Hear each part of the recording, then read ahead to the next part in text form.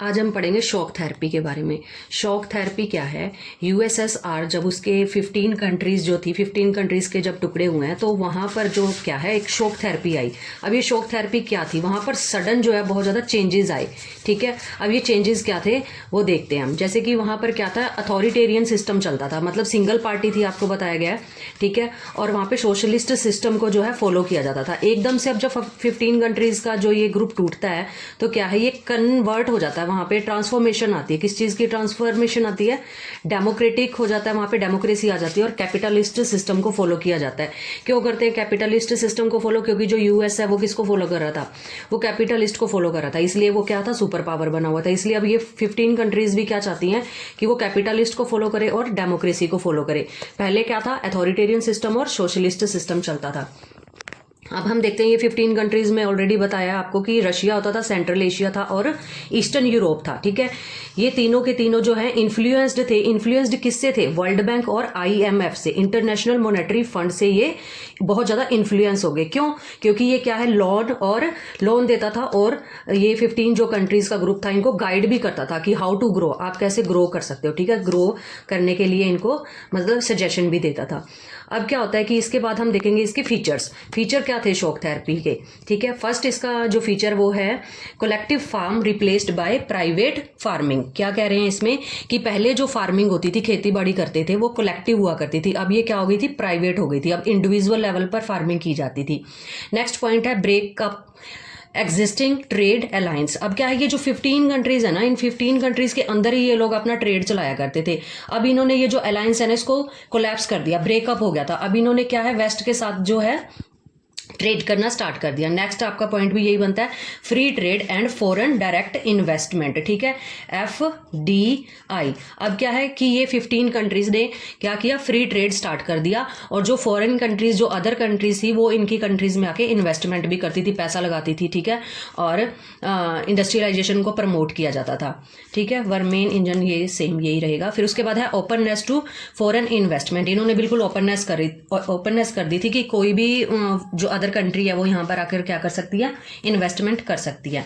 Then उसके बाद है डीरेगुलाइजेशन। डीरेगुलाइजेशन में क्या है, क्योंकि जो गवर्नमेंट है, अब गवर्नमेंट ने ये सभी चीज़ों को देख रही है, प्राइवेटाइजेशन हो चुका है। ठीक है, तो डीरेगुलाइजेशन हुआ है। ठीक है, उसके बाद क्या है कि करेंसी कन्वर्टिबिलिटी। क्या है, करेंसी भी इन्होंने क्या है अपना ये देखा कि जो इनकी करेंसी है वो दूसरी कंट्री के साथ एक्सचेंज कैसे की जा सकती है, क्योंकि अब इन्होंने ट्रेड करना स्टार्ट कर दिया था ना अदर कंट्रीज के साथ। इसलिए इनको ये भी अब देखना था कि जो इनकी करेंसी है, डॉलर के अंदर अगर उसको एक्सचेंज किया जाता है तो वो क्या वैल्यू रखती है। ठीक है, इस तरीके से इन्होंने जो है करेंसी कन्वर्टिबिलिटी को भी अपना चेक किया।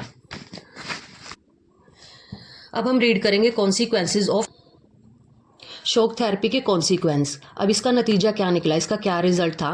कह रहे रूइन इकोनॉमिक ऑफ यूएसएसआर। जो यूएसएसआर की इकोनॉमी थी वो क्या है, बहुत ज़्यादा मतलब डिक्लाइन होने लगी थी, गिर गई थी वहाँ की जो इकोनॉमी है। ठीक है, क्योंकि जो ब्लैक मार्केट है वो ज़्यादा, उसमें माफिया वगैरह जो लोग थे वो ज़्यादा आ चुके थे, इसलिए क्या है इकोनॉमी जो है डाउन जा रही थी यूएस। Largest garage cell.